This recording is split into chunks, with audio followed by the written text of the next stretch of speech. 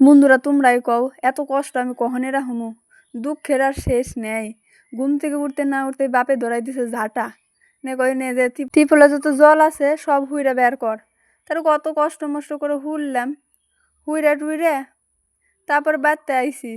বাড়তে আইসি আর জিরানোর কায়দা নেই। এমুড়ে দেখি কি মায়ে আর ঠামায় ধান উড়াবেন নইছে আর ধান বস্তায় ভরবার নইছে।